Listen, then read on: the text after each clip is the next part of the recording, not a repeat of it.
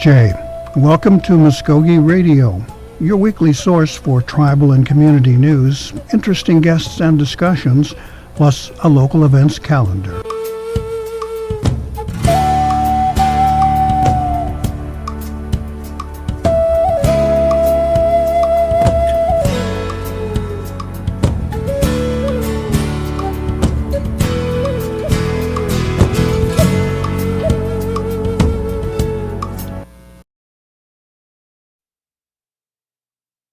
It's Jay, Stone Go, Gary 5 Jaho Difkidos, Mvskoke Radio, welcome to our program again. Back in the saddle here after getting a little older and starting to feel it, believe me. Okay, we have a beautiful Mogi here today, and so we're going to share some good stuff here.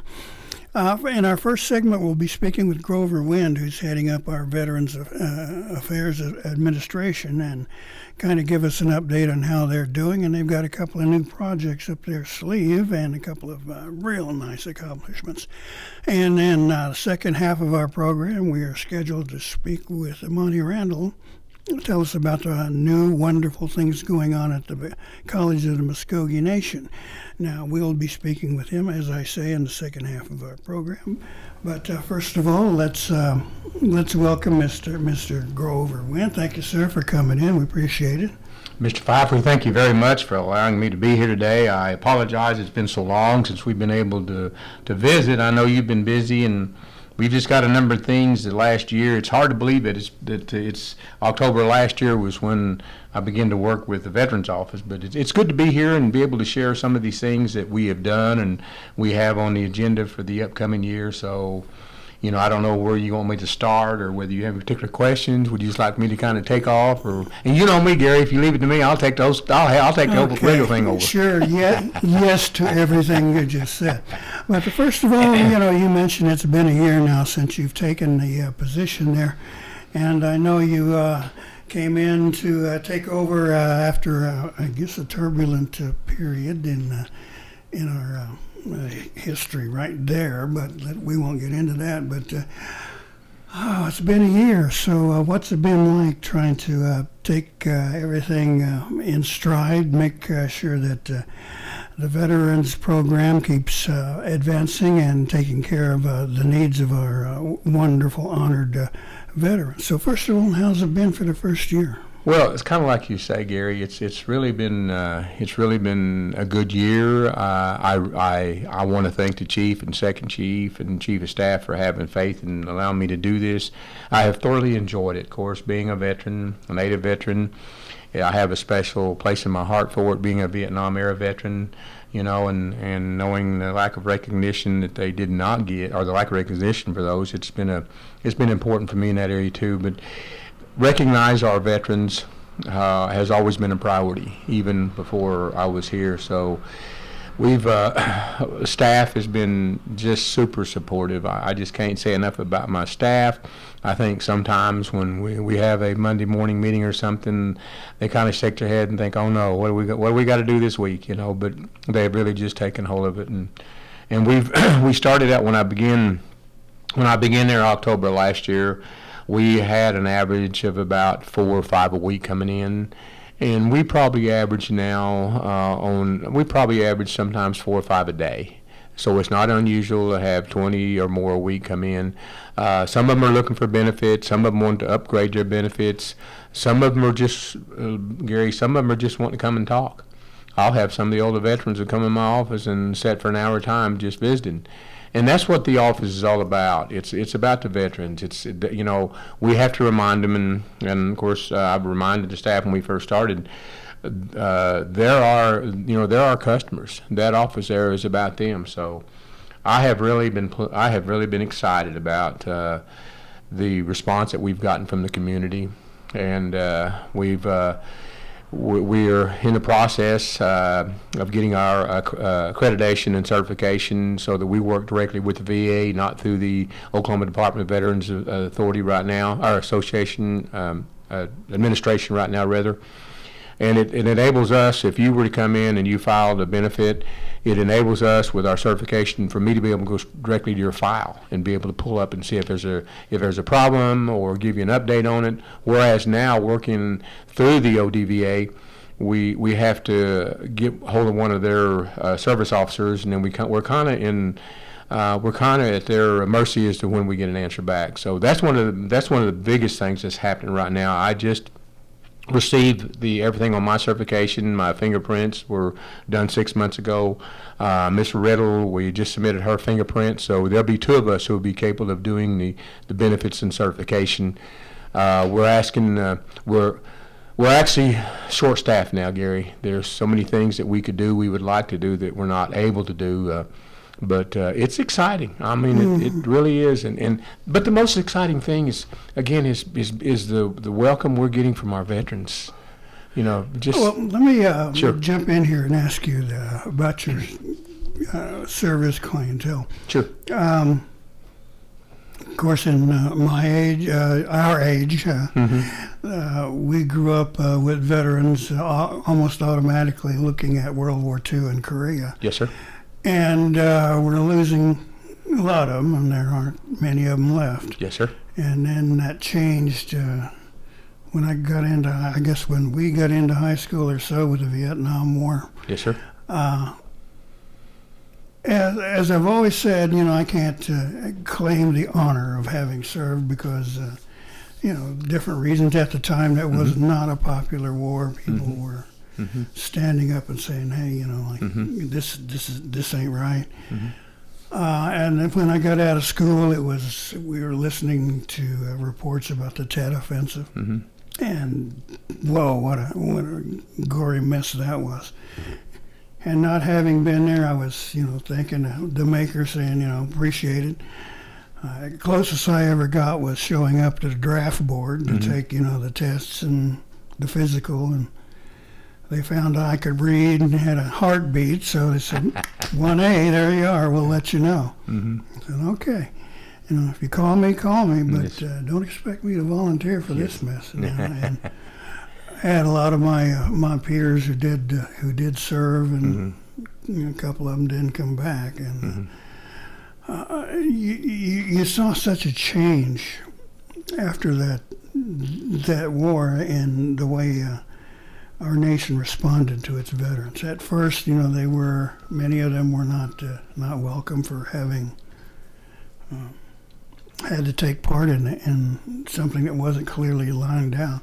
Yes, sir. And then in our last decade or so, I think America has recognized that wasn't right, that people who went over and served and made it back deserve the honors that they were denied at the time.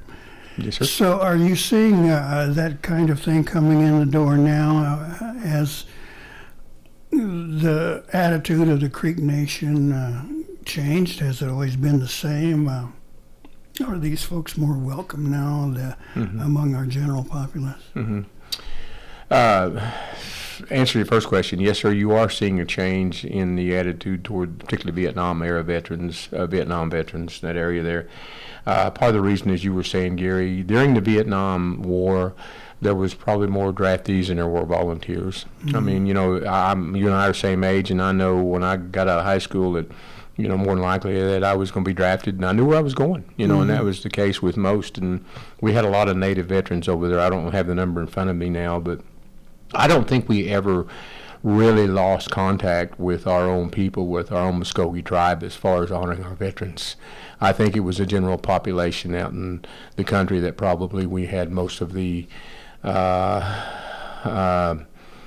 dishonor, if you want to call it that, But I feel like that we've always done it. We just haven't done it as much. But what I do see is I see the VA taking a different approach to understanding that, hey, we need to honor these guys.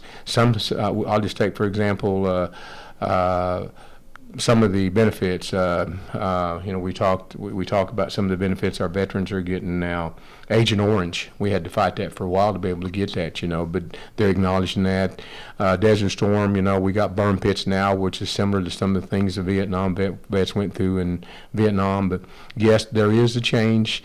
Another answer to your question there is I didn't even wear my Vietnam, I didn't wear my military hat or anything acknowledging it for years. It was probably in the last 15 years that I began to, and it wasn't that I wasn't proud of it. Yeah, it wasn't that. It was just, we just didn't do it. And one of the things at the office that we do is a little different. You hear people saying thank you for your service, and I thank every veteran out there for their service. But at the office, if we know they're a Vietnam vet, we say welcome back. Mm-hmm. And so that's the one thing that they never really got was a welcome back. Yeah. Well, that now is a phase where you mentioned ever since the beginnings of the Gulf War and all that ongoing mess in the Middle East that's been going on for thousands of years. And we sent a large number of our troops over there, and many of them came back in the same condition, shall we say, wounded, a lot of people who didn't come home, and then folks who were, let's say, wounded emotionally and mentally, Yes, and sir. still recovering from Yes, those sir. wounds. So how do you look at them now? Is this different from, say, Vietnam or God bless, God help us there, this mess in Ukraine? Yes. No, I just think PTSD is PTSD, depending on just the magnitude of what it is. But I think it's being recognized more, and I think that's part and part to the Desert Storm Wars, And I think I've made the comment several times, even myself, if I had recognized what PTSD was, I think there were some of our own Vietnam vets that we could have saved.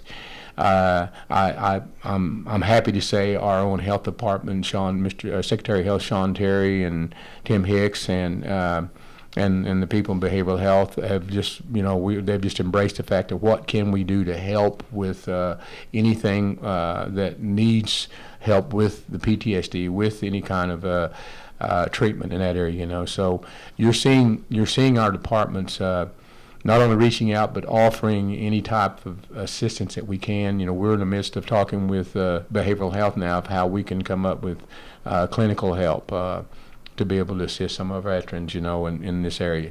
It's something that's been long overdue, and it's something that we're working on. And we're working on now. What are the biggest challenges that you see coming in the door now, or the biggest number of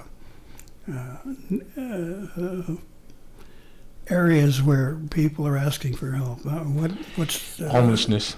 Pardon? Homelessness. Homelessness is our biggest help. Homelessness, and a lot of that, Gary, again, stems from PTSD.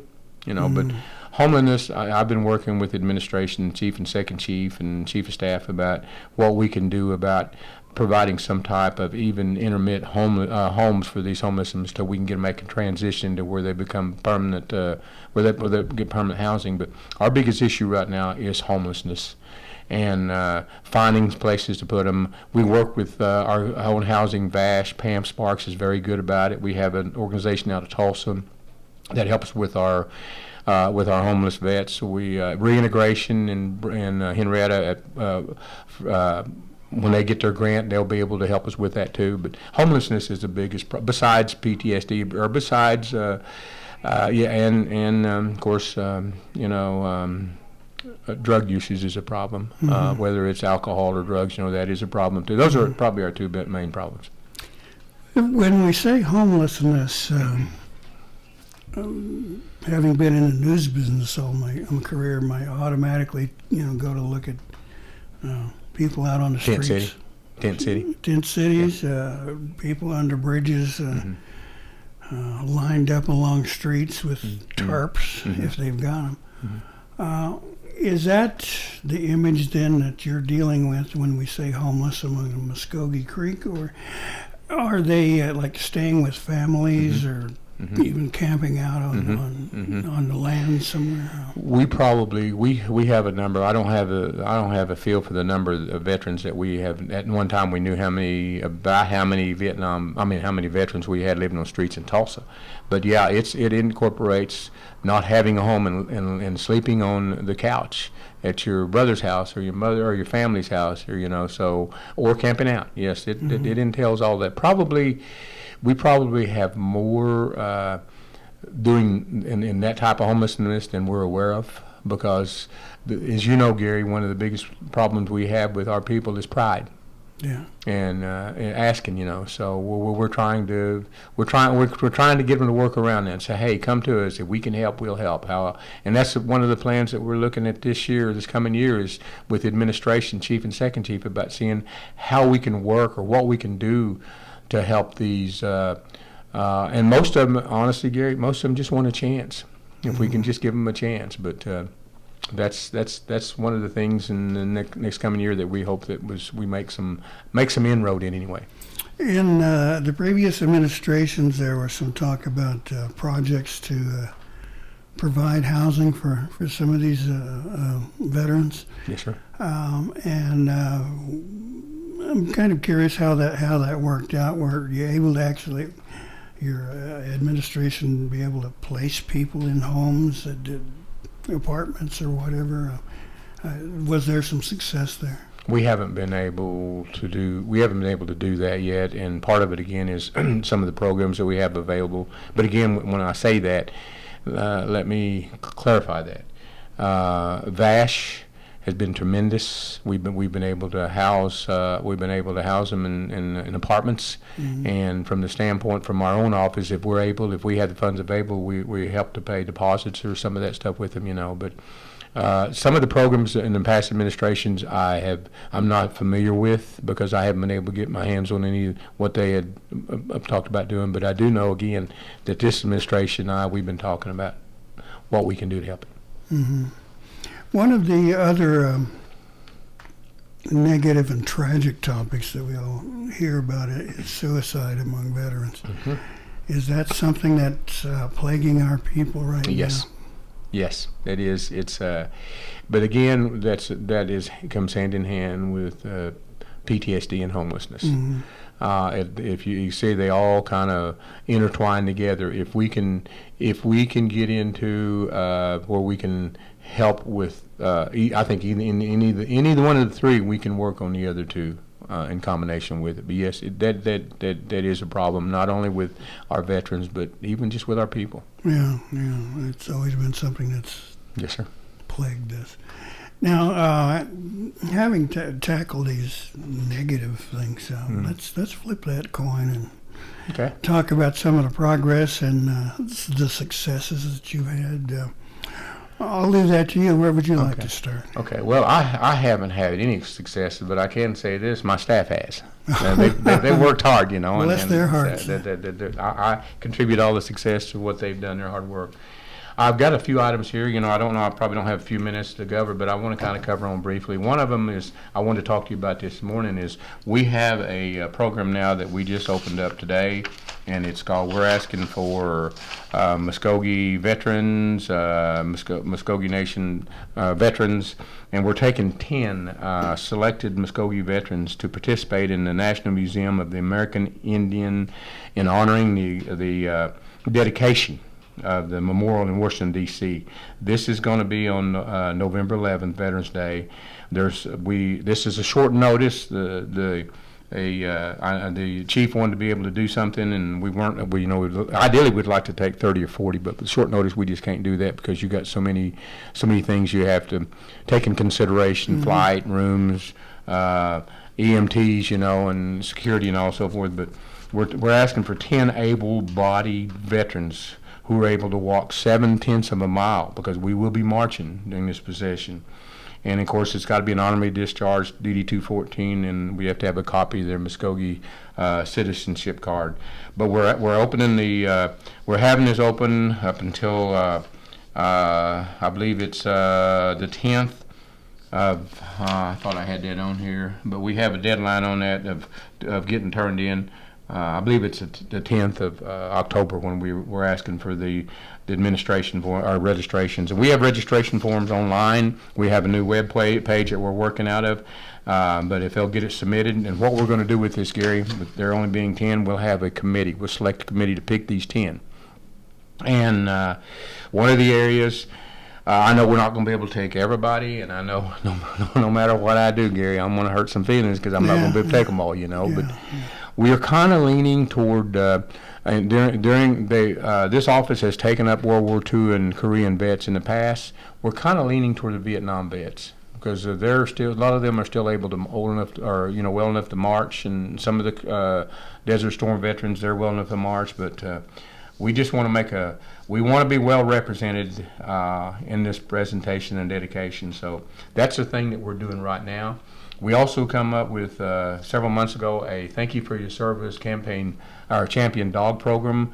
I was approached by a breeder that breeds dogs for therapy dogs, super sensitive therapy dogs, and we were given 3, and we were given 11 more. We had 14 dogs. We're down to 5 now, and these are for any of the veterans that suffer from some form of PSD or needs a companion.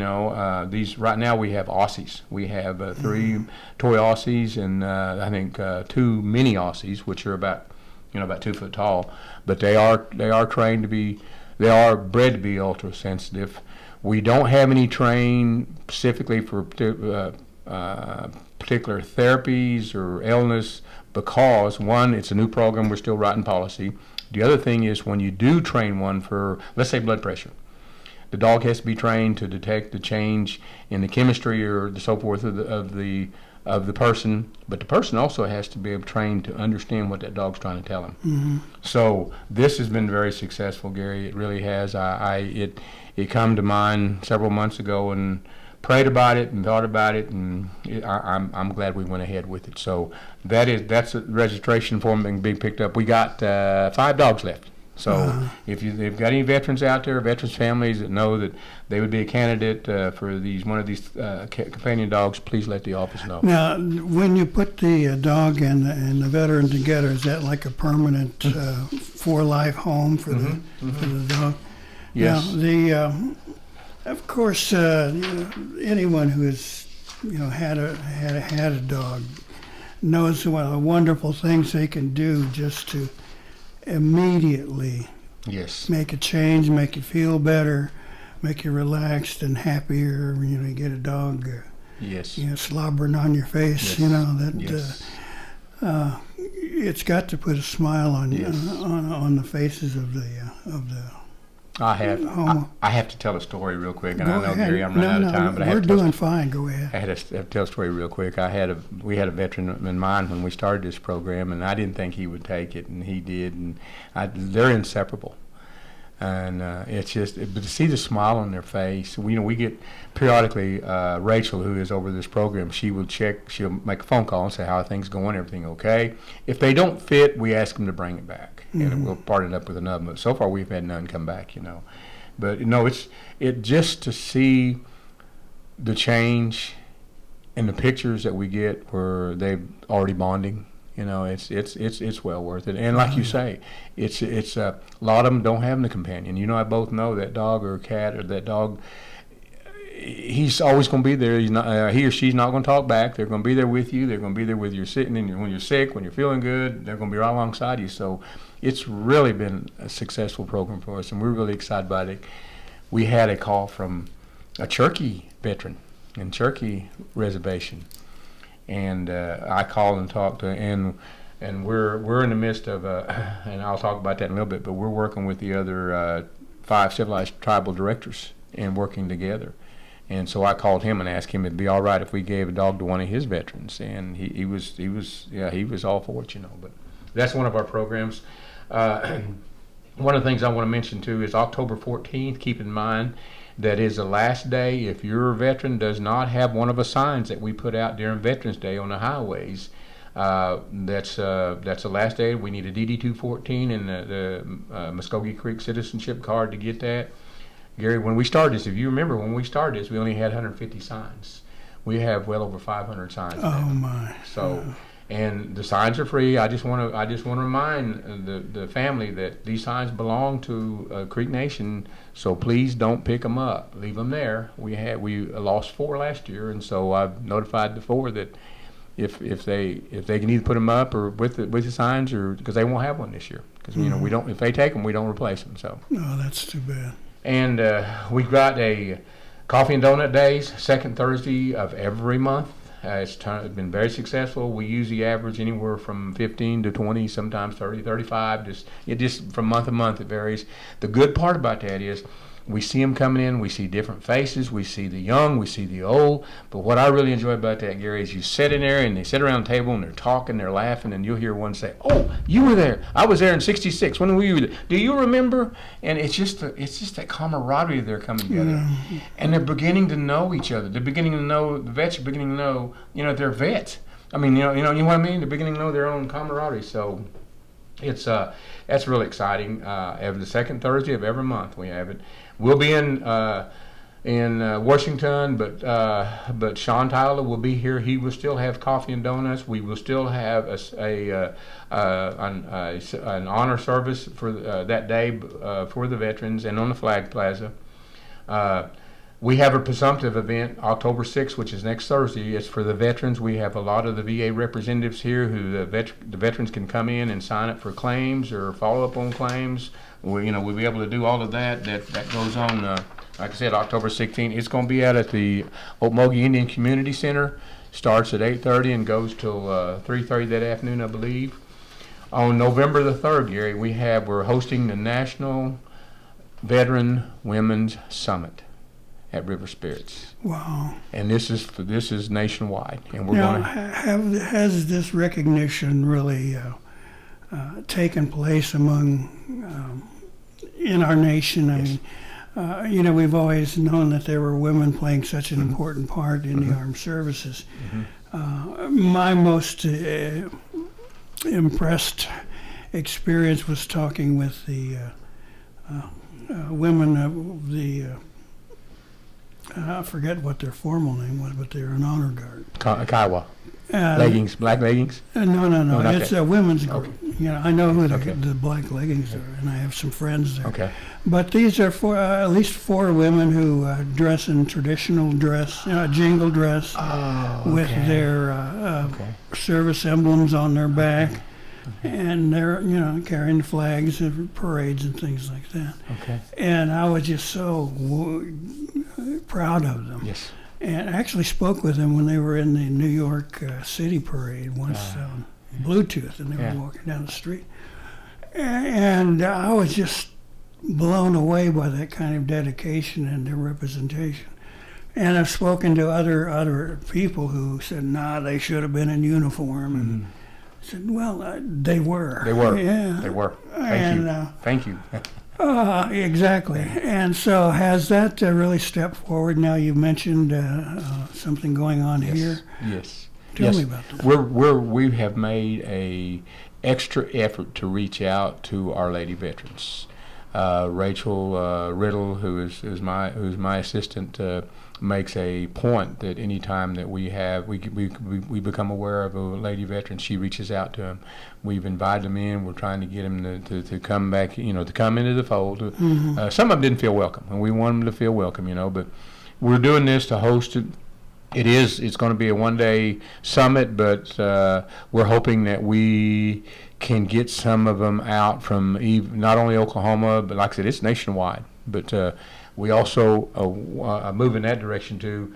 One of our council reps, and she may not want me to mention her name, but I won't until she's given me authority to do that or permission to do that. But has reached out, wants to start a women's honor guard, and it's something that Chief Hill and Chief Beaver has wanted to do anyway. So we're in the process of talking with some of our women veterans to see if they're wanting to do this, and if they do, then we'll start a procedure for them to have their own honor guard unit, just like our men do. They're welcome to join the men's honor guard. And we have some that are part of it, but if they wanted to have their own, and we have a council rep who's wanting to do that also. So we're really doing all we can to reach out to our women veterans. They're just as they're a vet troop. It's like I told a council member one day. I said, when I was standing beside my fellow vet, I didn't ask whether they were Creek, Cherokee, Choctaw, black or white, or whether man or woman. I just knew they were brother or sister. So that's our approach to it. Well, that's the kind of the creed we have heard in the past is none of that matters. Just you're there to defend the one next to you. Exactly. And save their lives. One of the other things we've heard of is the possible addition of motorcycles. Yes.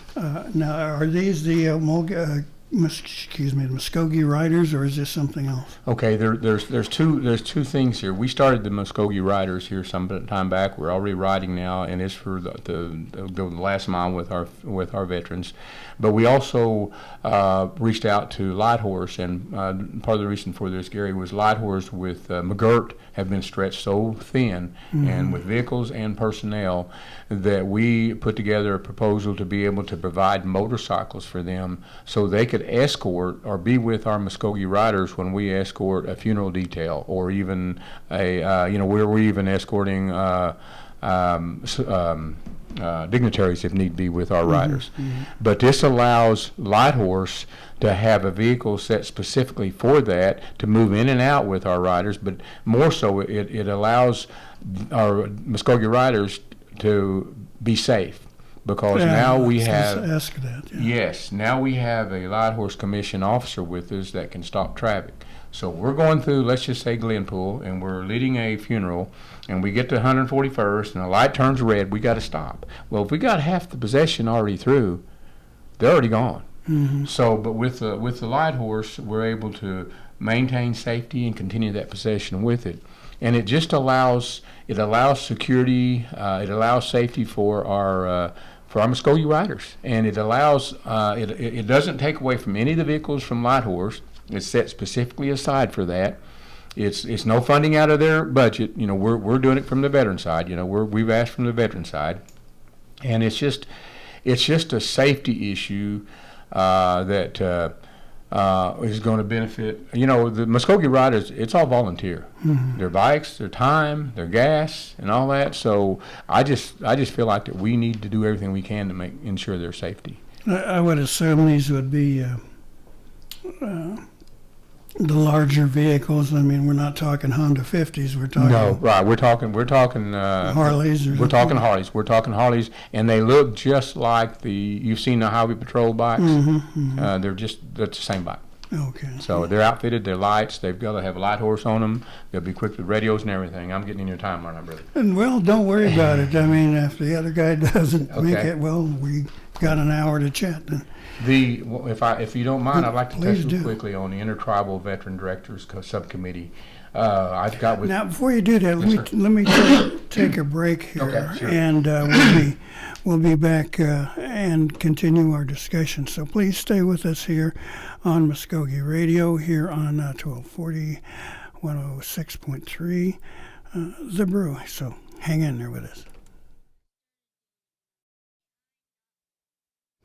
Welcome back to Mvskoke Radio here on The Brew. Now, our plans for this second segment were for Mr. Randall, President Monty Randall from the college to come join us, but if that doesn't work, then I would be more than happy and delighted to continue our discussion with Grover Wind of the Veterans Administration. And joining us here in the studio is my colleague, the wonderful Morgan Taylor. Thank you for coming in. Yes, Meadow, for having me. It's Jay, everybody. It's a crazy hair day for me, getting through the week, and I hope everybody's having a good week. So what have we been discussing? Well, first of all, I think you're becoming famous for crazy hair. Yeah, definitely. She's quite an individual. We're sitting here with Grover Wind from our Veterans Administration, talking about some of the challenges that veterans face, some of the progress we've made, some of the programs and offerings that they are now able to make possible for our veterans. And we're just going to chat about it. So if you want, make sure you join in. Yeah. Let me ask you, do you have members of your family who have served? I do. My grandpa on my paternal side, he's a Vietnam War vet, and he actually had something happen, and he cannot hear because of it. And so I think that's pretty common. You know, they hear a lot of explosions and stuff, but man, it's hard. Throughout my life, he has not been able to really hear at all, and that really sucks for him. But Has he been able to get some help and assistance through, say, the Veterans Administration? yeah, Or the I think so, and I think he's supposed to wear like hearing aids, but chooses not to. So I guess he could hear if he wanted to. So there you go. How has his service affected your family? I mean, do you have to be act a certain way around him, or be careful because he might react in a certain way, or is the physical handicap something you have to deal with? He's pretty able-bodied, and after his time, which was before I was born, obviously, or probably before any of the kids were born, but he has just always been very quiet. But he's also ceremonial, so I didn't know. I just thought that added to it, in my opinion, and his ability to share things. I mean, he's just at that age, he's 75, where his parents were affected by boarding schools and things like that. So he's always been a really, I wouldn't say quiet guy, but a man of little words. Has he ever shared that experience over there? I mean, does he ever talk about it, or is it something that he wants to put behind him? I've seen pictures, like when I was digging through photos with my grandma, but other than that, no, he's never shared. He's never, I've tried to ask him some things, various things throughout my life about his time of service or even ceremonial things, and he doesn't want to share. Well, my father was like that somewhat. He had served in the Second World War in the Marine Corps in the South Pacific, and he never really wanted to talk about it much either. He would occasionally answer a question, but he would never elaborate. And it affected him to the point where he really didn't want any guns around the house. Yeah. So our household grew up without guns. Of course, that changed as we got older. But Grover, is this the kind of thing that you see and hear a lot? The way her family had reacted, or even my father? Yes, it's pretty common with PTSD, and that's as we mentioned earlier in the conversation, or your show. I think the more we educate not only ourselves but families with what PTSD is, because PTSD doesn't just affect the veteran; it affects the veteran's family too. Mm-hmm. It's like you said, being careful what they say or do. But if we understand, and I'm gonna get off on another tangent here. Gary knows me long enough with this. One of the things I've been talking about our HR department even is, do we have any kind of training for our managers who have veterans that work for them that have suffered PTSD? Because there is some distinct things that you need to be aware of. Right. It's just not just they're not just having a bad day or whatever. So it's something that is just something that it's like a trigger or something. Right. So yes, and that's the question, Gary. Yes, there are some things, and that's one of the areas that we have really been pushing, and we'll do some more this next year, being more aware of really what PTSD really is. And really how it affects everybody, family-wise and veterans. Definitely. Just the ability to have conversations, Mm-hmm. And that's been a struggle. I had a question, like, what about holidays where there's fireworks? Do you guys have to, like 4th of July, do you guys have a high number of people seeking services at that time, or you have to check on people a lot? Or? No, not really, because what you'll find, I say that from experience at the office, no, but what I'm going to say is you'll find the veterans that don't want to be around that, and they just won't go to fireworks. They won't go to any of that, because it just triggers so many memories back, and everything. So I've seen signs that go in the yard that are yard signs or whatever that are like, a veteran lives here during 4th of July, and that they can put in their yard, just so people are aware of that. And I think that's pretty cool. Is that something you guys may be doing, offering those signs? We offered the signs, and we have for 5 years, I guess now, isn't that right? Because Gary helped me introduce the program when we started. We started back with Chief Floyd's administration, where through the churches and some of the community centers, we were going to buy signs for our veterans. We bought 150 signs, or Chief Floyd's office did, and it says Mvskoke, and it put the veteran's name, and it put the era they were in and when they served and what branch. And we started out putting them in front of the administration building out at the campus. Mm-hmm. We started with 150 signs, and I was telling Gary now we got well over 500 signs. Wow. So we start at the casino, we go all the way around to the campus, we come back around the campus, and we go out to housing. We go toward the rodeo grounds, we put them in front of the colleges, we have them in front of every one of our clinics and hospitals. And we're anticipating, we got well over 500 veterans, but we're anticipating probably another 100 we'll put out this year. And it's to honor our veterans. Now these signs will be, we're donated, so they actually belong to the veterans office or to the tribe. So we ask that they don't pick them up. We've had some of them pick their sign. Oh, there's Dad's sign. I'm gonna get it. Well, thank you, but it's it belongs to the tribe. Right, so you can continue to use it. Yeah. So, but yeah, we started that about 5 years ago, wasn't it, Gary? When we started. Yeah, it seems like. It's been very, very successful. I'll have to get you some pictures. Yeah, I remember it last year, a couple years, prior. So, that'll be what you do on Veterans Day, right? Yes. They'll be out all day. That we put them out usually 2 days before the 11th, and then we leave them over the weekend or several days over. Now, along with that, if the family wants to buy a sign, we can buy them a sign. It's like $10. Oh, that's not bad at all. And then they can keep the sign. Yeah. If they want to buy an additional sign to that, we can do that also. But they just need to let the office know. The deadline for that is October the 12th, I believe it is this year, for these signs, so we can have them printed in time for for Veterans Day this year. Do you guys collect any information when they sign up for that?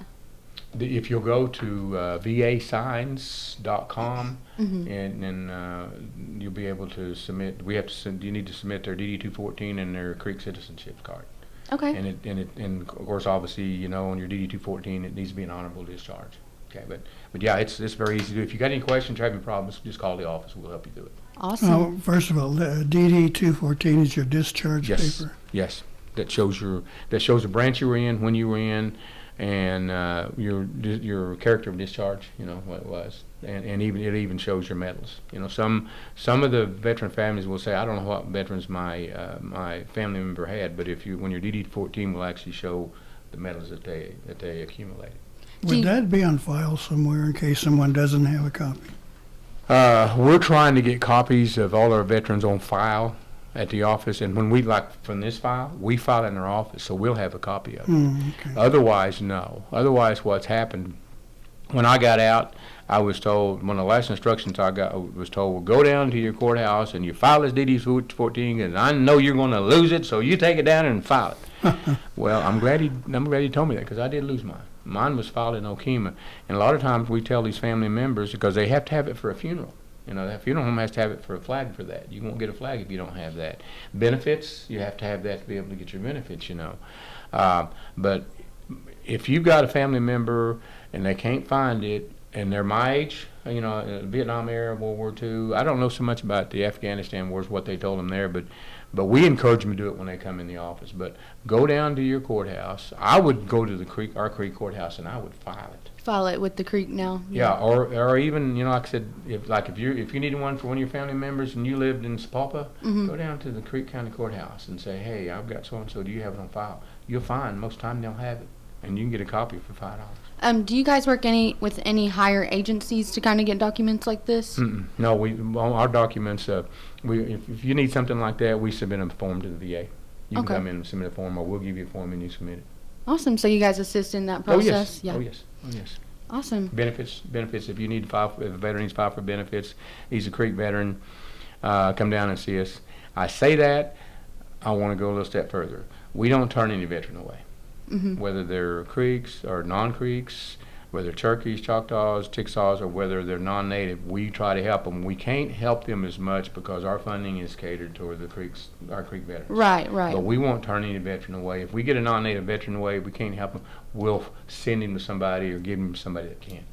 Well, I appreciate that you guys do that, you know. So, and I'm sure that all of the veterans appreciate that. There's no reason any veteran should be turned away for That's any right. reason. Yep. You're exactly And right. they're welcome at Coffee and Donuts. Yes, welcome Coffee and Donuts. We have Coffee and Donuts the second Thursday of every month, and it's been, we were trying to figure out, and I just can't tell, I can't brag enough on my staff, because we sit around and we throw things, what do we do this? How can we do this? How can we get them in, you know? And one of the things that come up was Coffee and Donuts.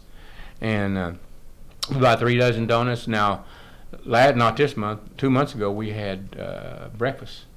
We had eggs and sausage and everything. We had a tremendous turnout that day. And we're going to try to do that maybe every quarter. We're going to have something different, maybe hamburgers or a breakfast or something. A bigger meal, yeah. Well, just to bring them in, just something. But yeah, second Thursday every month we have Coffee and Donuts. Let me ask you this: it sounds kind of a bit like this agency in Tulsa. What do they call it? Coffee Bunker. Coffee Bunker. Yeah. Is there some kind of connection or? No, not really. I'm familiar with them, and when I first took this job over, I went and sat down and talked with the gentleman up there, just kind of get ideas what they done and how they done it and how what they had to do to get it done. But now there are times we'll send a non-native to them, if they're in Tulsa, because they can help them and we can't, you know, because they take donations from different organizations, stuff that they can help outside. I'll talk about that in a minute too. Okay. Well, let me check here. We got just under 15 minutes. So, anything there on your agenda you want to mention before? Yes, sir. we There are 3 run out things of time? I'd like to mention. One is that we are having a Veterans Benefits Concert in February the 4th at the River Spirits. I'll get you a copy of that too. Oh, fun. But yeah. hand it here if you don't mind. But yeah, we're going to have it, and we're right now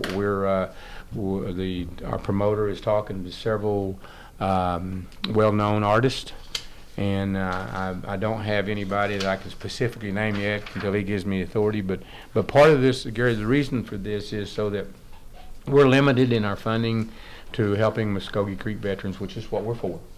But this would allow us to help in other things. Let's just say we needed an air conditioner fixed, and we don't have the funding to do that. Well, this would give us an area to do that. So we've set a new web page up. On our new web page, we have a donation button to where if an individual wants to donate, or a company or corporation wants to donate to our veterans, our Mvskoke veterans. We're beginning to take no donations. We have legislation coming up before council to allow us to get a fund to do this. Are they going to be tax deductible donations? Yes. Awesome. Yes, and we already have a tax letter prepared and all that. So You're prepared. yeah, we're working there. Yeah. We're working there. I've seen a lot of growth in the department since Grover's come along, and it's been really good to see our veterans Thank you. thrive. Yeah. Well, it's not just me; it's my staff. I was telling Gary, I said, my staff. I know they go, oh no, what's he want to do now? I can't say enough about them. They are fantastic. They really are. What did he volunteer us Yes, for? exactly. Now, As they say in the service, Yeah. don't volunteer. Yeah, for right. So that's something new. Also, we now have an intertribal veteran directors subcommittee in intertribal. We didn't have that before. I asked why, and I talked to Joe Crittenden with Cherokee Nation, and they were under social services. And he said, quite honestly, Grover, when we went to intertribal, they talked social services stuff, and we never talked veterans, so we just quit going. So I got with Chief Hill here a while back, and he got a resolution before intertribal to where now we have our own subcommittee, all five intertribal directors. So we had our first meeting at ours 3 months ago. We're meeting in Choctaw Nation next Wednesday, and it's really for the veterans to discuss how we can help the veterans, how we can help each other. Because what we're doing now is, if I've got a Cherokee veteran in a Mvskoke reservation, I'll call Cherokee Nation and say, I've got him down there. I'm going to help him. Is that okay? Or he'll call and say, hey Grover, listen, I've got somebody down there. Can you help him?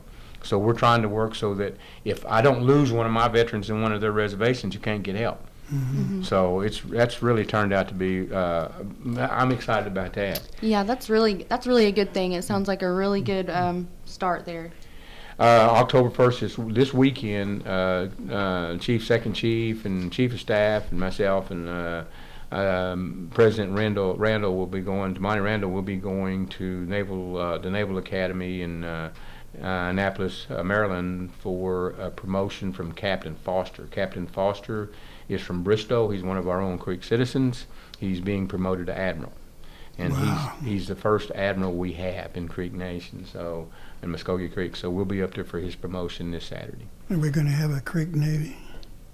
We already got a Creek vessel being named for us. You know that, right? Oh, yes, I Yes, remember yeah. that. Yeah, we have that being named for us, but we might have an Air Force if we do a Navy, Gary. No, I'm just teasing. I'm just teasing, They Gary. name a tank after There you go, right. Now, let me drop back for something that came up a little earlier in the Okay. last few minutes. Morgan had mentioned that, was it your uncle that had served in the military? My grandpa. Grandpa. And he was very much into traditional ways and things like that. Now, Grover, is that something that you incorporate into your program? Do you make some sort of offering for it, or make some sort of connection with a Miko or anything like that, or even language? It's something, Gary, it's something that we haven't done. We haven't had time to go to do what we wanted, but I have talked to several Mikos. I have talked to some Mikos. Let me put that away. And one of the things about our old ways is when a warrior went to war, they were prepared at with the dance or ceremony. And when they came back from the war, they were cleansed. And we got away from that. And that's one of the things that I've been talking to some of our Mikos about. Is there some way that maybe it's something we can do, something we need to do, maybe we need to address, because it makes sense, you know. You prepare to go into battle, but when you come back, you need to be able to Let go of all let that. go of it. Yeah. And easier said than done, I realize, you know, especially some of the things that are seen in war. But it's something that we haven't done yet, Gary. But yeah, that's been in the back of my mind. I don't want to get my plate so full I don't get any of them done right. Right. You know, you had mentioned the Kiowa Black Leggings, and you know, as I said, I have some friends that are members, and they take that responsibility very incredibly seriously of preparing their young men. I'm not sure they, like you guys got a notice to report later. We'll have a ceremony beforehand. You guys all come in and we'll prepare you, you know, bless you and smudge you and things like that. And then, as you say, when they come home, they need to be cleansed and leave all that behind.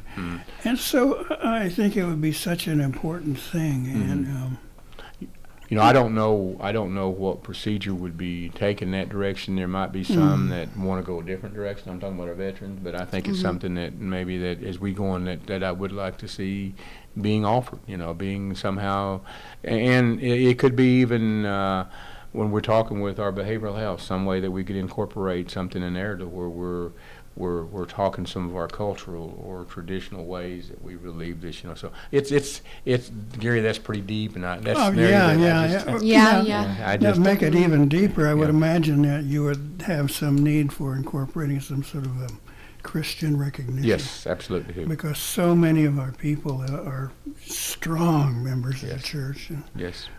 and those kinds of beliefs.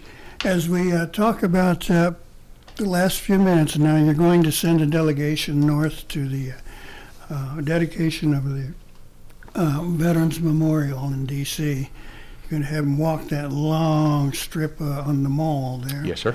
And be part of that. Yes, sir.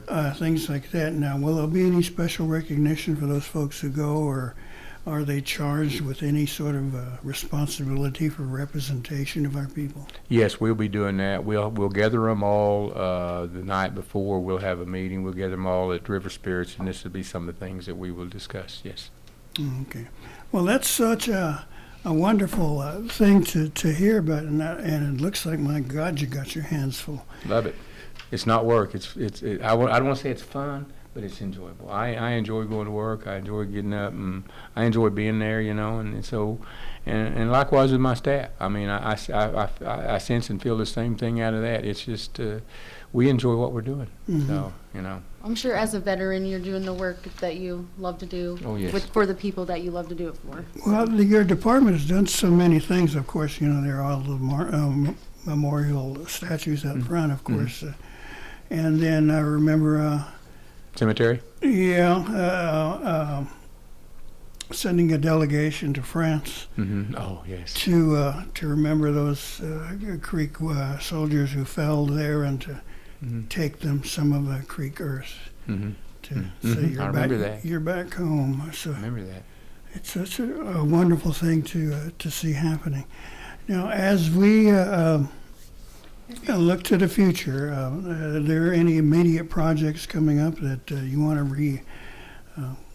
to mention again? I mean, Yeah, again, probably. underline. Yeah. Probably the thing that is we have a short time frame on right now is just our getting registration for our trip to Washington D.C. The 10 able-bodied veterans we're going to take up there. The deadline for the signs for the highway signs. And if we've got any family or veteran out there that needs a companion dog, like I said, we got 5 left. So please let us know. Yeah. Let me give Morgan this photo of your little effigy here. Mm-hmm.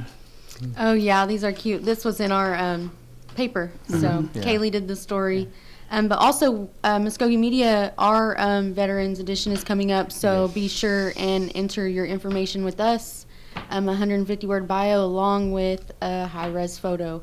And so if you could help us out with that, we'll do that. coordinate with you. Yeah, for sure. A deadline. What kind of deadline do we have? I think our deadline is going to be October, I want to say 20th or 19th. Okay. Might check that. You can check on our Facebook, and we'll have an ad out in our paper, and we'll put as many ads out as Okay, possible. right. We'll also let Mr. Grover Wynn know, and he can relay that message to the veterans he's able to speak to. So. Okay, and if we get a notice, we'll make sure we include it with what we do here. We're so glad. Now, as we wrap up, we always ask if someone is interested in any of the programs that you're offering right now, the wonderful things, perhaps volunteer or to be considered for the trip north, or they want help, Yes. or yes. they just want to come in for coffee and donuts. Right. How do they get in touch with you, and what kind of things do they need to do? Of course, our office building is out on I think it's 1006 Bear Road, I believe is what we're out there on. But our phone number is 918-732-7739, or 732-7616 is mine. If they want to call us or come by, and like I said, if they just want to come by and see us. One of the things, Gary, they might consider, if they've got any volunteers who would like to volunteer for the National Women's Veterans Summit, we could use some volunteers for that. So That's a story I'm going to make sure that we follow. And as it comes along, let me know. We'll have some folks come in and chat about it. Okay, I think that just about wraps it. We've got one little notice there for an upcoming concert. Yeah, and this was just the concert you were speaking about earlier, right? On February 4th, there will be a benefit concert. And so does that mean it's free for the veterans? yes. Or Well, what we're going to do with it, excuse me, we're going to have sponsors buy tickets for the veterans. okay, cool, yeah. So we'll give the veterans so many tickets, go. And then people can come and it'll benefit the department? I'm sorry. Will people be able to come and it'll benefit the department? Oh, yes. And buy tickets? Yes. Okay. Yes. Yes. The tickets can actually be bought through River Spirits. Okay, and that's February 4th, guys, so keep your calendars open for February 4th. Well, Grover, thank you so much. You're welcome. To our listeners, I have to admit this is one of our seat of the pants kind of radio shows. We had plans to do a focus on the college, but somehow that didn't work out between my recorder and our president there. We'll have him back and talk to him again. But Grover actually called me up this morning and said, do you have 5 minutes we can have? And I said, I think we can squeeze them in. You called on the right day. Yeah, really, it saved our tails. Well, I woke up last night and thinking last night I should have called Gary yesterday. Yeah, I woke well, up last night thinking, oh, well, I should have called Gary last night. yes, that is appreciated. Now, as I say, this is kind of a make it up as you go kind of thing, and we don't very often do this sort of thing, and we're not able to, but occasionally things work out this way. It was supposed to be that, and we're just glad that they did. Okay, we'll wrap that one up and say thank you for listening. We appreciate you being with us here again on Mvskoke Radio. Mado. But oh.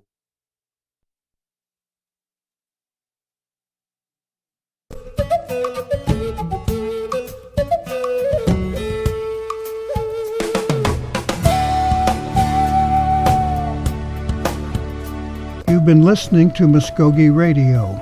Join us again next week for more local, tribal, and community news and updates. Mado.